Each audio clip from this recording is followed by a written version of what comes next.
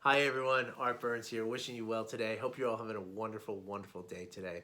So before we get into the video, I just wanted to first say thank you to a couple of people out there, you know who you are, who emailed me yesterday because my video wasn't working. The one that I made yesterday, for whatever reason, I had YouTube sometimes has a mind of its own, and for whatever reason, it created a private video instead of a public one. So it's just a setting that I had to change, but two people reached out and emailed me and let me know, and I just wanted to say thank you so much. You saved the day, because I wouldn't have known, because on my side it looked great, but today I would have been like, why did nobody view this video? So thank you so much. You saved the day. You got, yeah, with a couple of clicks I was able to change the setting, and everybody could see the video. So thank you so much for those people who reached out. And speaking of that, I just wanted to say that it's so nice to hear from people on these videos, right? Like the people who comment, the people who send me emails, the people who, I love to hear from people. Okay, so if there's, aside from all of the YouTube stuff, right? The like, the share, the comment, the subscribe, do all that stuff, right? Because it really does help. Recently I've gotten a lot more views on these videos, which means that because YouTube is now showing these videos to more people, and that's because of you folks liking, subscribing, sharing, and commenting. So keep it up, please, please, please, please. Um, but yeah, but the other thing I want to say is that if there's ever something that you would like me to cover that I haven't covered yet, I would love to hear from you. Okay, or if there's something you really like about these videos, I would love to hear from you. Or if there's something you would prefer I do something different, like a couple times people told me the sound wasn't very good. Anything that you give me feedback-wise is helpful, and I really, really appreciate it. Okay, so don't be shy. Reach out and tell me, okay? Thank you. Um, so today I want to kind of jump off of what we were talking about yesterday, right? Yesterday we talked about this cycle that happens, right? That is very much associated with the stress response, right? This cycle between the thoughts, the emotions, and the sensations that happen in our bodies, right? And in a big way, the sensations are, the way the sensations send a signal up to your brain, right? That creates more of this cycle, right? And can also be, can often be the thing that creates the stress, right? So in a big way, a lot of times the stress that we feel in our body is caused by our body, right? So when we're doing certain things, even irrespective of the thoughts and the emotions, right? So this is a cycle, so it could happen in any way, right? And there's always ways in which we can kind of interrupt this, right? So when we're having thoughts about something that might be scary, right? We can choose to think something different, or we can focus our mind on something, right? And that's where oftentimes I suggest that you focus on your breathing, focus on the abdomen as you breathe, which brings your energy down into your core. Focus on the bottoms of your feet. What do the bottoms of your feet feel like right now, right? And so doing this, you interrupt that cycle, right, of the thoughts that are happening that are going to cause that emotion, which is going to cause that sensation in your body, which is going to cause another thought and create this stress response, right? If you're feeling an emotion, right? If you're feeling, and again, now this requires awareness, right? As I talked about yesterday, right? The more aware of your thoughts, your emotions, and the sensations of your body, the more easily you're going to see this stuff to be able to interrupt it, right? So when you gain that awareness and you notice something about your emotions, right? You notice yourself feeling something fearful, something, an emotion of fear or anger or grief or jealousy or spite or any of these negative emotions, right? You can choose to experience an emotion that's the opposite, right? You could think about something that makes you happy, right? You could look at a picture of your kids or your loved ones, right? Your spouse. You could read a joke. You could turn on a video and watch somebody make you laugh, right?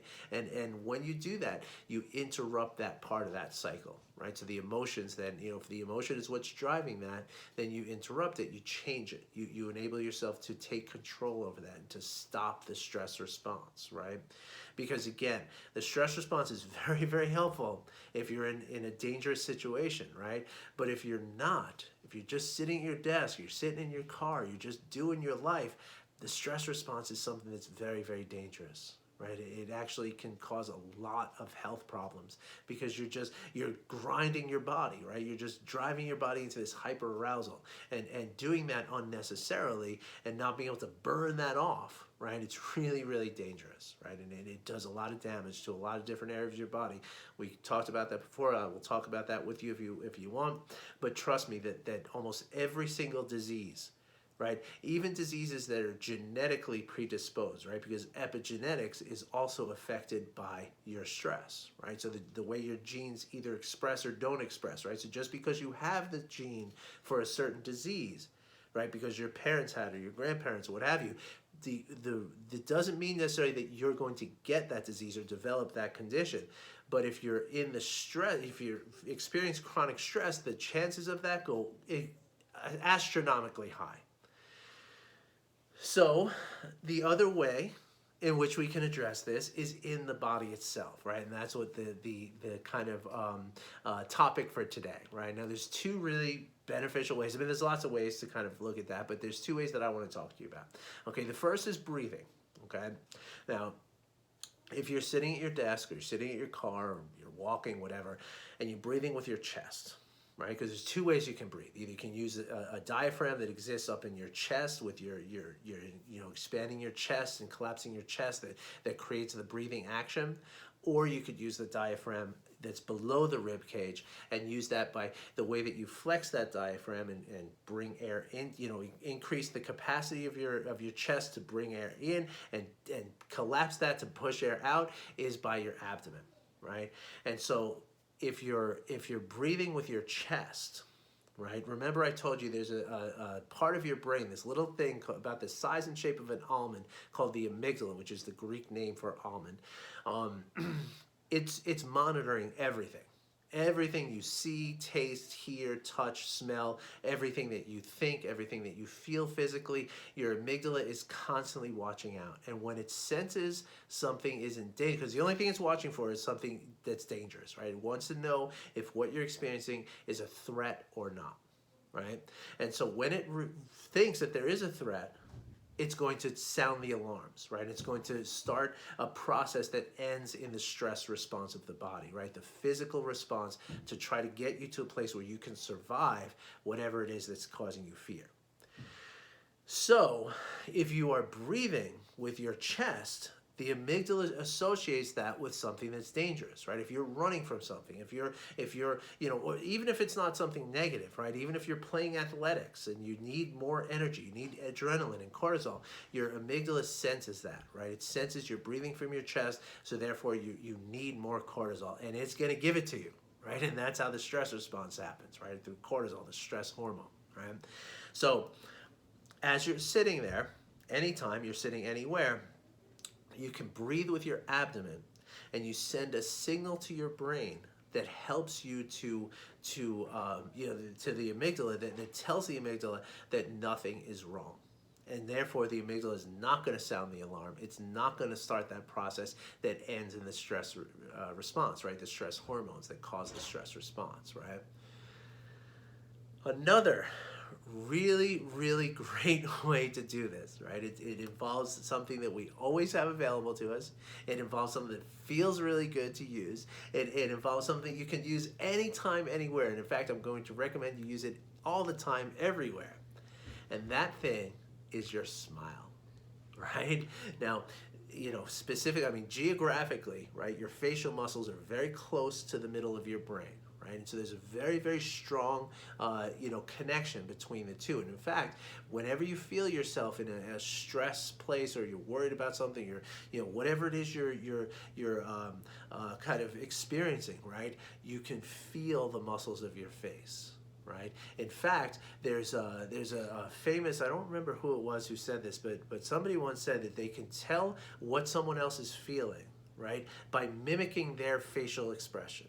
Right? Like if I can make myself look like you in my face, I can, and then feel what's happening in my body, that's going to be a very, very close indicator of what you're feeling, right? Because it's that, your facial muscles are that susceptible to that activity, right? And it goes both ways though, right? Not only does the worry cause the tightness in your face, but the tightness in your face causes the worry.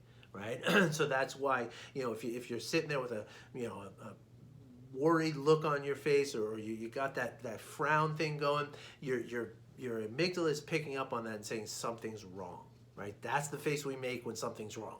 And so therefore, what's going on here? Should I check my thoughts? Oh, I'm having a negative thought. Look at that. Oh, I'm feeling fear. Boom, cortisol, right? That's how the stress response happens, right? And so the reverse of that is to smile.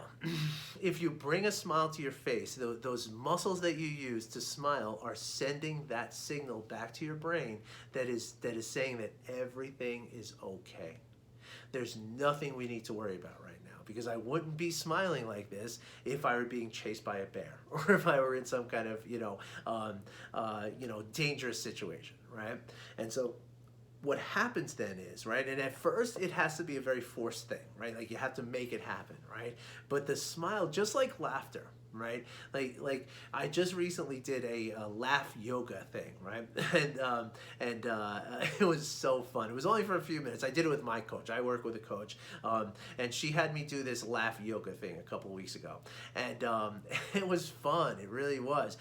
What you do is at first you're just making yourself laugh, right? Like you're forcing it. It's so cheesy. It's so fake. You're literally forcing it. And in fact, she told me, she's like, the faker the better. Like, do it as fake as you can, right? Be just ridiculous about it, right? But what happens is something amazing is that after you start laughing, you're no longer forcing it. It becomes genuine, right? And that's like, if you're in a room with someone else who's laughing, you can't help but laugh a little bit too, right? It's just what happens. The same thing happens with a smile, right? So when you feel yourself smiling, right, and you bring that smile to your face, it winds up, goes from this forced thing to a very genuine thing. It's like, I can't stop smiling right now, even if I try, I can't stop, right? And so this is something that will really positively impact your body and your stress response, right, in terms of lowering your stress response, right? But there's another way in which the smile helps you to be well.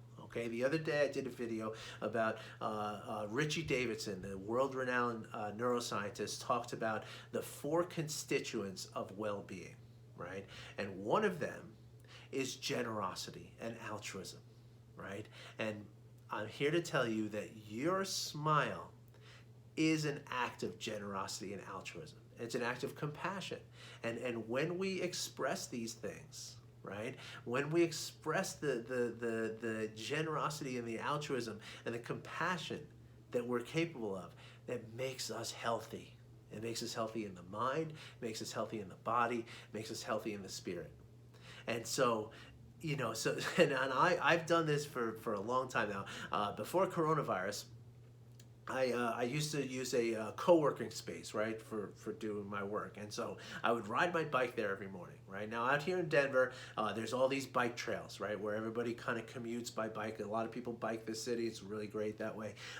And so on a nice like spring or summer morning, you might pass 50 different people, coming the opposite way on the bike trail. And so I made sure that every morning when I was riding my bike, I just plastered this smile on my face, right? And what would happen was, somebody would be coming, right? And they get closer and closer and closer. And just before they disappear out of your periphery, you see them smile. Like they saw you smile, so they smile, right? And I'd be like, yes, I got one. Because what I know is that now that person's going to be smiling and they're going to pass somebody coming this way, right? And then that person's going to see them smiling, they might smile, and now they're going to pass somebody this way if I didn't actually get that person, right? And it can just create this web, right? There's this sort of domino effect of positivity and happiness and altruism, right? So it becomes something that is very positive for everyone else around you, which is positive for you, right? That is something that helps you. Not only to reduce your stress, but also to increase your wellness, right? And it feels great, so why not do it? I'm reminded of Thich Nhat Hanh tells a story, right? The Zen master Thich Nhat Hanh. He's about 94 years old, I think now. And so he's from Vietnam, right? So during the war that happened in Vietnam, he was a monk, and he was an outspoken advocate for peace. Now, he never marched against war He always marched and demonstrated for peace. And we'll do another video about that and how important that distinction is, to do something for something positive rather than do something not negative. We'll go over that at a different time. But he tells this story about people who were so desperate to get out of Vietnam and get out of the danger of the war that was happening around them, right? That they had nothing to do with, right? Families, women, children. And what they would do is they would get on these little lifeboats, right? These little life rafts, and they would set out into the, I think it's the Gulf of Tonkin. I'm not sure what the body of water is, but they would set out across the open sea to get to Thailand where they could be safe, right? And so what they would do, these boats were made for maybe 10, 15 people or something, so they would load up like 40, 50, 100 people. They would just way overload these boats. And oftentimes when they got out into the middle of the water there, a storm might pop up, the water got rough, and these boats would capsize, and many, many people would drown. Right? I know it's tragic, and I don't mean to bring you down with that story, but that's what used to happen, right? Something similar happens now. You see these boats like arriving to countries in the Mediterranean where, they're fleeing, war-torn countries, and they're just way overloaded. You can see it, right? And so what Thich Nhat Hanh says is that if one person on one of those boats, even just one person, is able to stay calm, and able to have a face on there, a smile, or just a sense of calmness and control of themselves, what happens is then the other people will see that. And that can often mean the difference between life and death, right? Because you can bring down the whole energy. You can make everybody more calm because you're calm.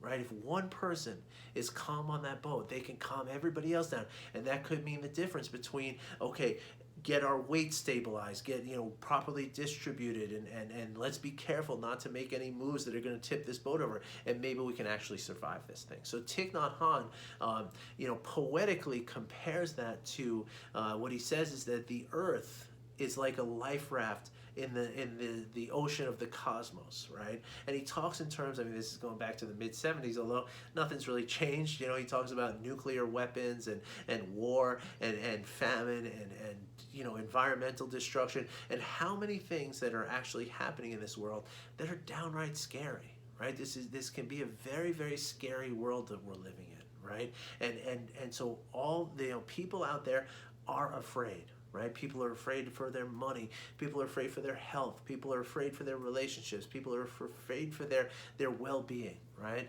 And so by you walking around with a smile on your face, says Thich Nhat Hanh, people are going to see that, and they're going to maybe feel like, okay, maybe it's not so bad.